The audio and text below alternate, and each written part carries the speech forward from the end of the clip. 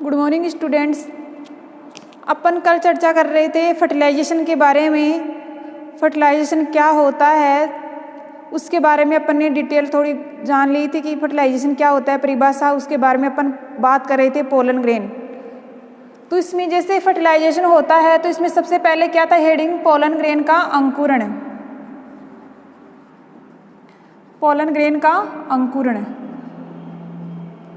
यानी इसमें क्या होती है, जो पोलन ग्रेन होते हैं वो जैसे ही स्टिग्मा पर पहुंचते हैं तो वहाँ पर क्या करते हैं, अंकुरण करते हैं। यानी इस स्टिग्मा पर जैसे ही पोलन ग्रेन पहुंचते हैं तो यहाँ पर क्या होते हैं, ये पोलन ग्रेन क्या हो जाते हैं, अंकुरित हो जाते हैं। ऐसे अंकुरित होकर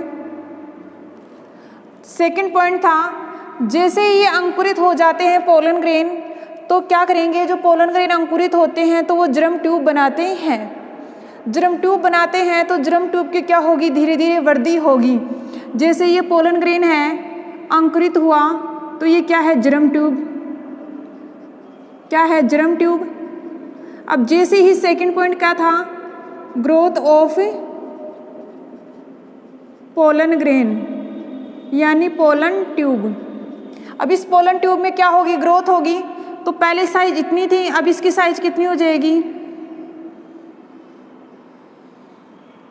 इतनी हो जाती है। यानी अपन कह सकते हैं ये पोलन ग्रेन धीरे धीरे क्या करेगी, लंबाई में वृद्धि करेगी। ये इसको क्या कहेंगे, जर्म ट्यूब। यानी दो पॉइंट हो गए थे। सबसे पहले पोलन ग्रेन का अंकुरण, तो इसमें क्या थी, पोलन ग्रेन क्या है, जैसे स्टिग्मा पर पहुंचते हैं तो वहाँ पर क्या हो जाते हैं, अंकुरित हो जाते हैं। सभी प्लांट में अलग अलग टाइम होता है अंकुरण का। सेकंड पॉइंट है ग्रोथ ऑफ पोलन ट्यूब। अगर उसमें पोलन ग्रेन अंकुरित हो रहे हैं तो धीरे धीरे ग्रोथ करेंगे, अपनी संख्या बढ़ाएंगे और संख्या बढ़ाने के साथ जो पोलन ट्यूब की लंबाई है वो बढ़ेगी। पोलन ट्यूब की लंबाई क्या है, वो बढ़ेगी। पहले तो पोलन ट्यूब की लंबाई क्या थी, छोटी थी। अब क्या है, जैसे इसमें ग्रोथ होगी तो पोलन ट्यूब की लंबाई क्या हो जाएगी, बढ़ जाएगी। इसके बाद अब यहाँ पर 3 कंडीशन लागू होती हैं। कितनी कंडीशन लागू होती हैं, 3 कंडीशन लागू होती हैं। अब जैसे ये पोलन ग्रेन है अंकुरित होता है तो इसमें 3 कंडीशन लागू होती हैं। सेकंड पॉइंट था ग्रोथ ऑफ पोलन ट्यूब। अब इस पोलन ट्यूब में 3 कंडीशन लागू होती हैं। कितनी कंडीशन लागू होती हैं, 3 कंडीशन लागू होती हैं। फर्स्ट कंडीशन को कह सकते हैं अपन ओपन स्टाइल यानी ओपन स्टाइल। सेकंड कह सकते हैं अपन हाफ ओपन स्टाइल और थर्ड कह सकते हैं क्लोज स्टाइल। अब देखो ये पोलन ग्रेन क्या होते हैं, स्टिग्मा पर तो आते हैं और वहाँ पर ही अंकुरित हो जाते हैं, लेकिन स्टिग्मा के द्वारा स्टाइल से प्रवेश करते हुए कहाँ तक पहुँचते हैं, ओवेरी तक पहुँचते हैं।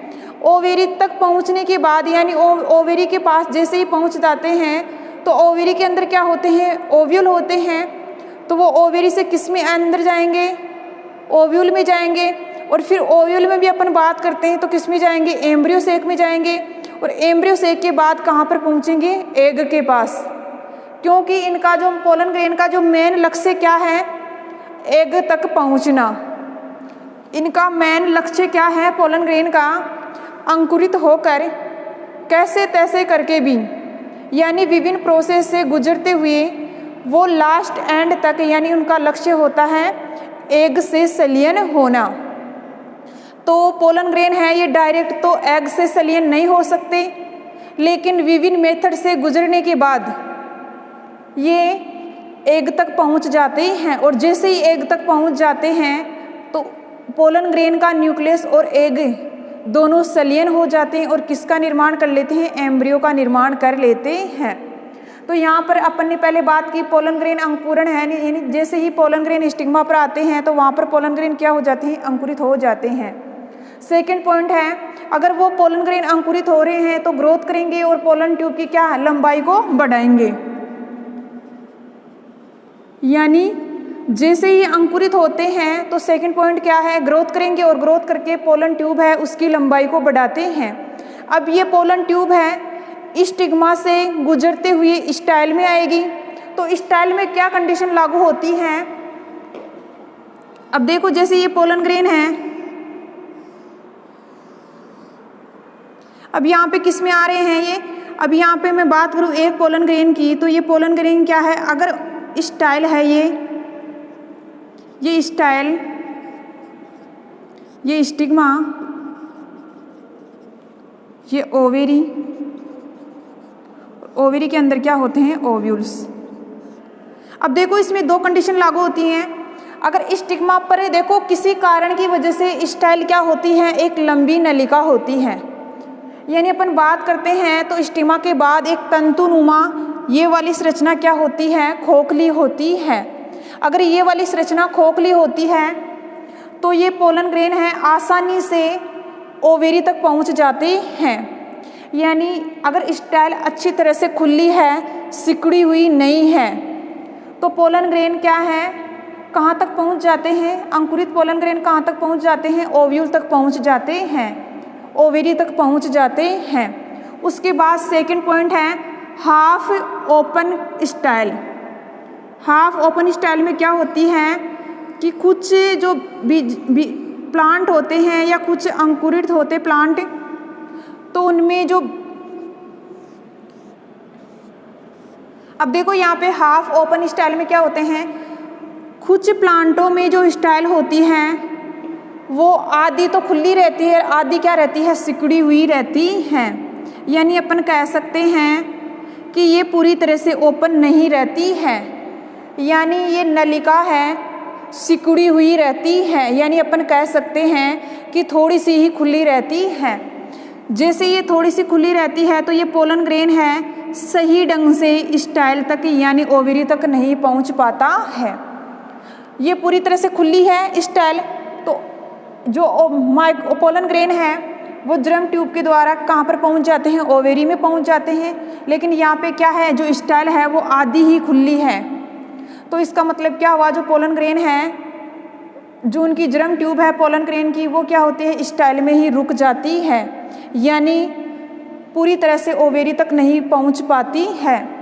थर्ड कंडीशन में क्या होती है, क्लोज स्टाइल। अपन यहाँ पे कह सकते हैं इनकी जो स्टाइल होती है, इस प्रकार के स्टाइल में जो पोलन ग्रेन होते हैं वो एंटर कर ही नहीं सकते, क्योंकि ये पूरी तरह से क्या रहती है, बंद रहती है।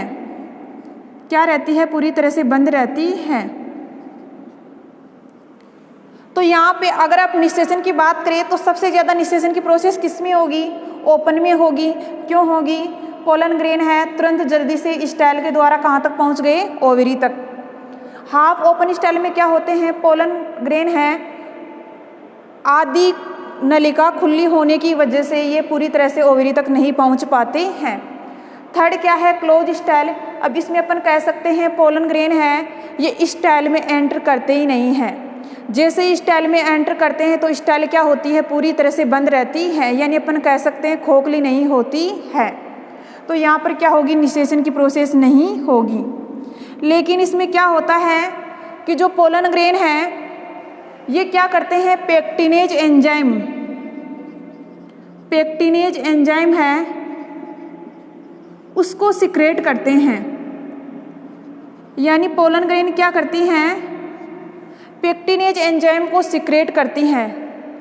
पेक्टिनेज एंजाइम का क्या करते हैं, स्रावित करती हैं। अब ये एंजाइम है जो स्टाइल में कुछ सेल्स जुड़ी हुई होती हैं, अपन कह सकते हैं मिडिल लेमिना या पेरेनकाइमेटस सेल, ये प्रेजेंट होती हैं। अब ये क्या करता है, एंजाइम का काम क्या होता है, किसी चीज़ को तोड़ना, तो ये मिडिल लेयर को क्या कर देता है, तोड़ देता है। जैसे ही मिडिल लेयर को तोड़ देता है तो जो स्टाइल है ये क्या हो जाती है, खोखली हो जाती है। खोखली होने के पश्चात ये पोलन ग्रेन कहाँ तक पहुँच जाता है, ओवेरी तक पहुँच जाता है। तो इस प्रकार अपन कह सकते हैं अगर पोलन ग्रेन अंकुरित होता है तो वो 3 प्रकार की कंडीशन से गुजरता है। कितनी प्रकार से कंडीशन से गुजरता है, 3 प्रकार की कंडीशन से गुजरता है। 3 प्रकार की कंडीशन से गुजरता है, 3 प्रकार की कंडीशन से गुजरता है। 3 प्रकार की कंडीशन से गुजरता है, open style, half open style और close style.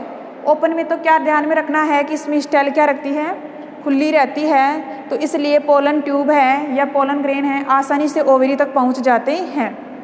Half open style में क्या होते हैं, जो पोलन ग्रेन है ये अंकुरित तो होते हैं लेकिन स्टाइल है आधी खुली होने की वजह से ये पूरी तरह से ओवरी तक नहीं पहुंच पाते हैं। थर्ड है क्लोज स्टाइल। इसमें पोलन ग्रेन स्टिग्मा पर तो होते हैं, अंकुरित होते हैं स्टिग्मा के ऊपर, लेकिन मिडिल लेमिना और पेरेन्काइमेटस सेल्स हैं ये जुड़ी हुई होती हैं, जिसकी वजह से स्टाइल क्या रहती है, बंद रहती है। स्टाइल पूरी तरह से क्या रहती है, पैकिंग रहती है। लेकिन ये पोलन ग्रेन क्या करते हैं, पेक्टिनेज एंजाइम है उसका स्रावित करते हैं, और जैसे ही पेक्टिनेज एंजाइम को स्रावित करते हैं तो ये पेक्टिनेज एंजाइम क्या करते हैं, जो मिडिल लेमिना है, पेरेन्काइमेट टिश्यू है, उसको क्या कर देते हैं, तोड़ देते हैं, जिससे ये स्टाइल क्या हो जाती है, ओपन हो जाती है। और पोलन ग्रेन कहाँ तक पहुँच जाते हैं, ओवेरी तक पहुँच जाते हैं। उसके बाद अपन बात करते हैं पोलन ग्रेन कहाँ तक पहुँच गए, ओवेरी तक पहुँच गए।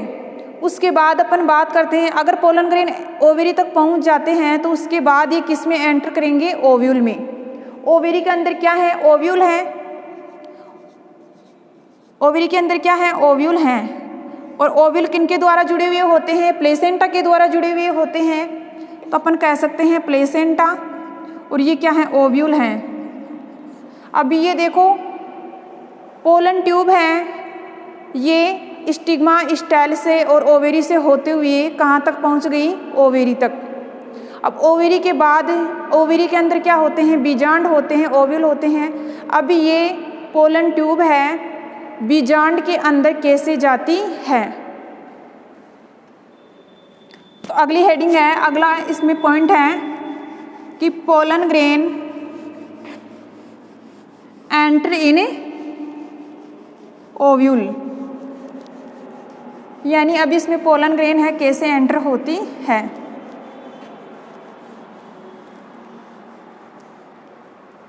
थर्ड पॉइंट है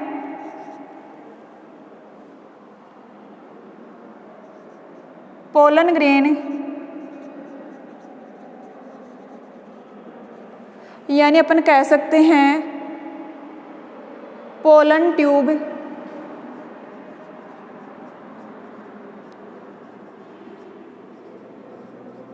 बीजांड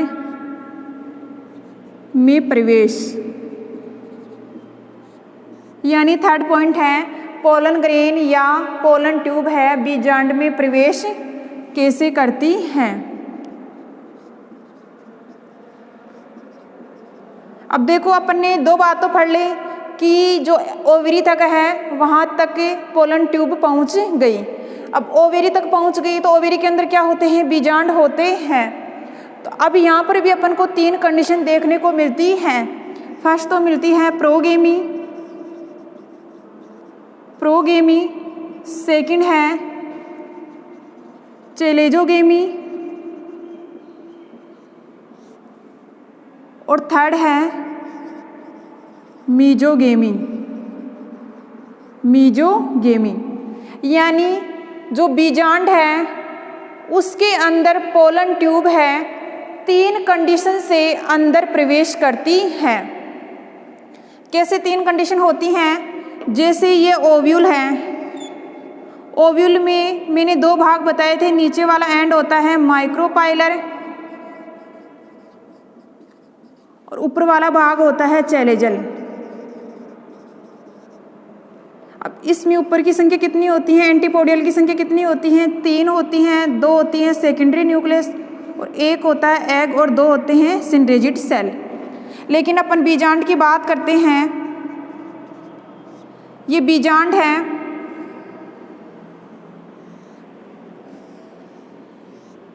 अब इस बीजांड की अपन बात करते हैं तो दो एंड हो गए, माइक्रोपाइलर एंड और चैलेजल एंड। सबसे पहले अगर ये पोलन ट्यूब है, सबसे पहले अपन बात करते हैं प्रोगेमी में अर्थ होता है अगर ये पोलन ट्यूब है, अगर माइक्रोपाइलर एंड की तरफ से किस में एंटर करती है, ओव्यूल में एंटर करती है, तो उसको बोलते हैं प्रोगेमी। क्या बोलते हैं, प्रोगेमी। जैसे ये क्या है, पोलन ग्रेन है और किस एंड की तरफ से प्रवेश कर रही है, माइक्रोपाइलर एंड की तरफ से प्रवेश कर रही है, तो इसको बोलते हैं प्रोगेमी। यानी पोलन ट्यूब है, अगर बीजांड में माइक्रोपाइलर एंड की तरफ से बीजांड में प्रवेश कर रही है तो उसको बोलते हैं प्रोगेमी। चेलेजोगेमी में क्या होता है, अगर pollen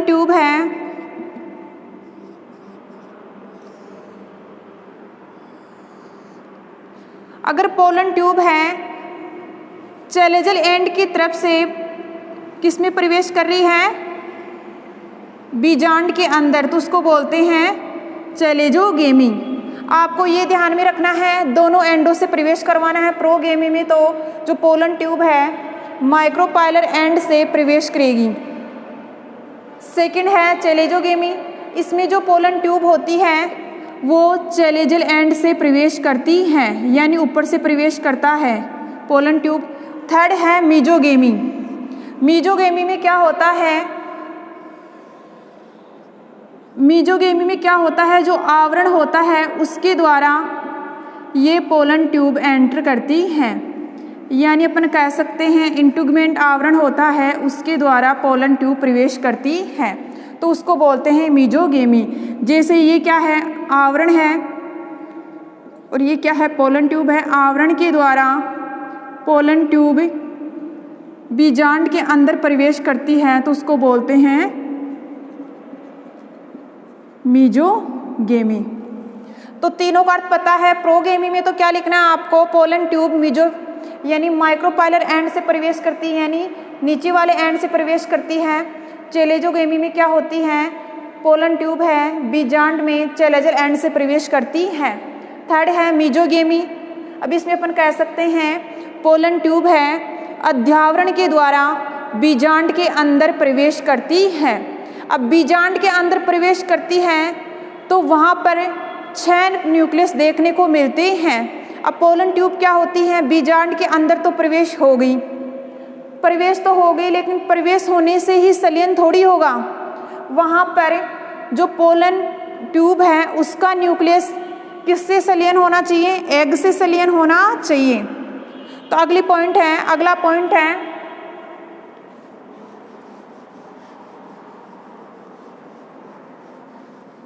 pollen tube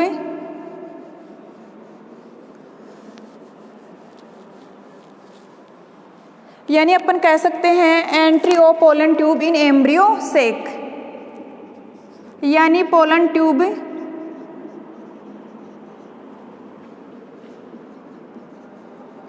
embryo sac में प्रवेश।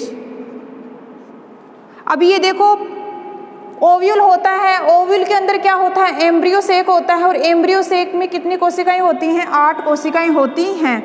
जैसे ये बीज हैं, इसके 2 एंड हो गए, चेलेजल एंड, यह है माइक्रोपाइलर एंड। अब इसमें नीचे की तरफ कितनी कोशिकाएं होती हैं, 3 होती हैं, 2 तो हैं सिंड्रेजिड, 1 है एग सेल, 2 यहाँ पे बीच में क्या है, सेकेंडरी न्यूक्लियाई, और यहाँ पे 3 क्या है, एंटीपोडियल। अब देखो थर्ड स्टेप में तो अपन ने पढ़ लिया कि जो पोलन ट्यूब है वो माइक्रोपाइलर एंड से या अध्यावरण से या चेलेजल एंड से, यानी तीनों से प्रवेश करके बीजांड के अंदर तक पहुंच जाती है। ये थर्ड पॉइंट में अपन ने ये बात चर्चा कर ली। उसके बाद अगला पॉइंट आता है पोलन ट्यूब एम्ब्रियो सेक में प्रवेश, यानी पोलन ट्यूब का एम्ब्रियो सेक में प्रवेश। पोलन ट्यूब का एम्ब्रियो सेक में प्रवेश कैसे होता है, अब ये देखो पूरी की पूरी अंदर स्ट्रक्चर होती है, इसको क्या कह सकते हैं अपन, एम्ब्रियो सेक ही होता है ये। यानी जो ये 8 न्यूक्लियस होती हैं, 8 कोशिकाएं होती हैं, वो किसके अंदर प्रेजेंट होती हैं, एम्ब्रियो सेक की प्रेजेंट होती हैं। और इस पूरी संरचना को क्या कहते हैं, ओव्यूल। इस पूरी संरचना को क्या कहते हैं, ओव्यूल और इसके अंदर जो 8 न्यूक्लियस प्रेजेंट होते हैं उस कंडीशन को क्या कहते हैं, एम्ब्रियो सेक। यानी अपन कह सकते हैं बीज के यानी बीज ओव्यूल के अंदर क्या होता है, एम्ब्रियो सेक होता है, और एम्ब्रियो सेक के अंदर 8 कोशिकाएं कह सकते हैं या 8 न्यूक्लियस होते हैं, और ये संरचनाएं क्या कहलाती है, ओव्यूल कहलाती है। तो थर्ड पॉइंट में क्या था, पोलन ट्यूब का एम्ब्रियो में सेक में प्रवेश। अब यहाँ पे क्या करती है, कंडीशन 3 लागू होती है यहाँ पे। सबसे पहले पोलन ट्यूब है या तो सिनरिजिड सेल से गुजरेगा। अब यहाँ से पोलन ट्यूब यहाँ पे पहुँच गया तो या तो पोलन ट्यूब से यानी सिनरिजिड सेल्स हैं उनसे जाके पेनिट्रेट करेगा या उनसे जाके टकराएगा, फिर कहाँ तक पहुँचेगा, एग सेल तक। सेकंड कंडीशन लागू होती है कि एग सेल और सिनरिजिड सेल दोनों से टकरा करके फिर एग सेल तक पहुँचता है। थर्ड पॉइंट होता है अगर दोनों सिनरिजिड सेल से टकरा कर फिर एग सेल में पहुँचता है, यानी एग सेल में डायरेक्ट नहीं पहुँचता है, वो पहले किस किस कंडीशन से टकराता है। तो पोलन ट्यूब है पहले तो टकराता है सिनरिजिड सेल से, यानी सिनरिजिड सेल से टकराता है, उसके पश्चात एग सेल तक पहुंच जाता है। उसके बाद अगर बात करते हैं सेकंड पॉइंट में, तो एक होती है सिनरिजिड, एक होता है एग सेल, दोनों से जाके टकराता है तब ये पहुंचता है एग सेल में। थर्ड है अगर ये पोलन ट्यूब है दोनों ही सिनरिजिड से टकराता है तो फिर भी क्या पहुंचता है, एग सेल। यानी अपन कह सकते हैं सिनरिजिड का काम क्या होता है, जैसे ही पोलन ग्रेन आता है इनके पास तो ये कहाँ पर ट्रांसफ़र कर देते हैं, एग के ऊपर ट्रांसफ़र कर देते हैं। सिनरिजिड सेल का काम क्या होता है, हेल्प करना। क्या काम होता है इनका, हेल्प करना। जैसे ही ये हेल्प कर देते हैं उसके पश्चात ये ऑटोमेटिक क्या हो जाते हैं, नष्ट हो जाते हैं। जैसे पोलन ग्रेन है, पोलन ट्यूब है, इनके पास आ गई, दोनों सिनरिजिड के पास आ गई तो ये क्या करेंगे, पोलन ट्यूब को कहाँ भेज देंगे, एग के पास भेज देते हैं। अब यहाँ पर 2 कंडीशन, जैसे ही पोलन ग्रेन यहाँ पे पहुँच जाती है, कहाँ पे, इस एग के पास, तो इस पोलन ग्रेन पोलन ट्यूब थे, इसके अंदर कितने न्यूक्लियस थे, 2 न्यूक्लियस थे। अब एक न्यूक्लियस तो किसके साथ संलयन हो जाता है, इस एग के साथ संलयन हो जाता है। एक न्यूक्लियस है, क्योंकि पोलन ट्यूब में कितने न्यूक्लियस होते हैं, 2 न्यूक्लियस होते हैं, तो 2 न्यूक्लियस में से एक न्यूक्लियस तो किसके साथ संलयन हो जाता है, 1 न्यूक्लियस तो किसके साथ संलयन हो जाता है, एग के साथ संलयन हो जाता है। तो कौन सी कंडीशन बनाता है, एम्ब्रियो।